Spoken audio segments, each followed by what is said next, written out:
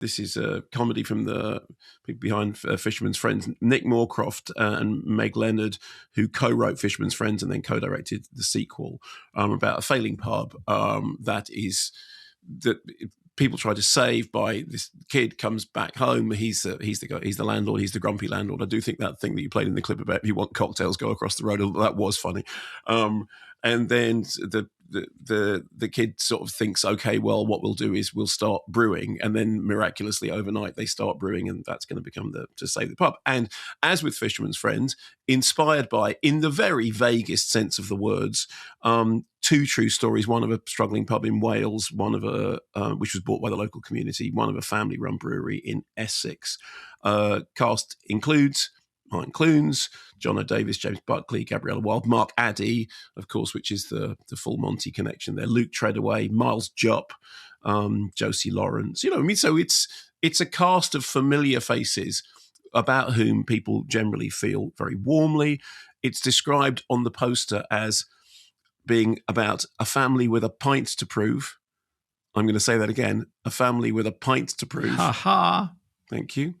And from the creators of Fisherman's Friends. And boy, is it from the creators of Fisherman's Friends. I mean, if you remember, some time ago, there was a film called Swimming with Men, which I said was basically the Pool Monty. In as much as... Okay, you're just mentioning that to repeat your excellent joke. Because it's a good joke. Half is that as the good. Rob Brydon film? Yes, that's right. Rob Brydon, yeah. And I said half as good and twice as wet. If that was the Pool Monty, this is the mild Monty, buoyed up by the presence of Mark Addy, who I think you realised in that interview was in the full Monty, because when he says it, you go, oh yeah, that's a thing. Who gets, there is Morris dancing involved. It is, however, weighed down by the same thing with the Fisherman's Friends, which is that none of it rings true in any way whatsoever. I mean, it's not pulled pints. It's pulled punches. You said frothy. You said up until the point that when there is the sad bit, it had been frothy. And I think frothy is absolutely the word. I mean, honestly, if Fisherman's Friends was like a kind of dewy-eyed tourist version of Cornwall, because it's interesting, Fisherman's Friends came out around about the same time that Mark Jenkin was doing things like Bait. I mean, then this portrait of pub rivalry in bucolic settings, it basically makes the Martin Clunes Doc Martin look like a searing expose of tough life on the streets, of in a deprived coastal town. I mean, it's so frothy, it's so glossed over, it's so completely artificial. I mean, running a pub is very difficult. Taking much of this film seriously is, I think, substantially harder. But the point is, it doesn't want to be taken seriously. On the contrary, what it wants to do is embrace you in a kind of warm hug, a sort of warm pint of bonhomie. And that's what made Fisherman's Friends popular. I mean, Fisherman's Friends was not well received by critics, but it did very, very well with audiences. One thing I should point out, you said at one point that there was a moment when you were fairly sure where it was going, okay? There's a friend of mine who was at the beginning of the screen. I won't name them, but they were there at the beginning of the screening, and they bailed out very early on because they had to get in the queue for another screening that was happening in the evening. And on the basis of the first 30 minutes of the movie, when I then saw them at the next screening that they had to get to, I said, okay, tell me on the basis of the first 30 minutes of the film what happens in the rest of the film. And they literally did.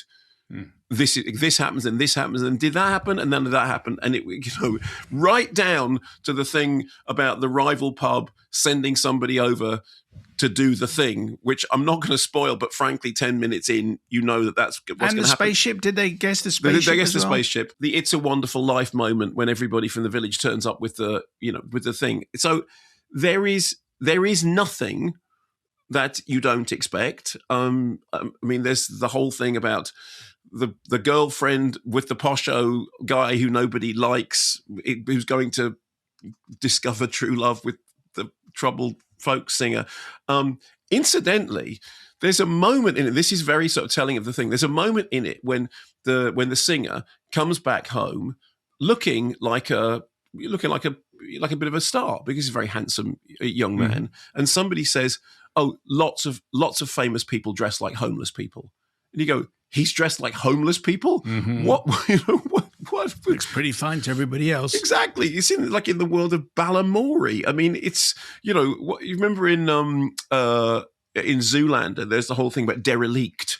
She doesn't even look derelict chic. He just looks chic, and the real ale competition is preposterous. The Martin Clunes has a movie illness thing is preposterous. He was brilliant in Wuthering Heights, and whilst I was listening to that interview, I just looked for an image of him in is it The Downfall of Hugh Edwards, or the whatever it is of Hugh Edwards. There's a still. I mean, the still looks really, really good. Martin Clunes could do this in his sleep, and it is exactly what you think it is. Honestly, I didn't think it was any good, but then I didn't think Fisherman's Friends was much good, and that took a bunch of money. So it's hey, what do I know? Were you a fan? Cup of tea and a biscuit goes down well with a cup of tea and a biscuit, Mrs. Yes, therefore ticks that box, I think. Yeah. So yeah, it's not. You don't have to see this in the cinema. I'm sure it'll be on a streamer very soon. And if you want to watch a show en famille, then maybe this is going to be fine. So it has it has its place, but but it is, as you say, entirely predictable from the start, I would say. Yeah. And Mother's Pride is the name. In case it's the name of the beer, because but it's only the name of the beer at the end of the film. Yeah. Because it's like it's called the Drovers all the way through, and then at the very end they change it. And my friend, who only saw the first half an hour, even predicted that. Okay, very good.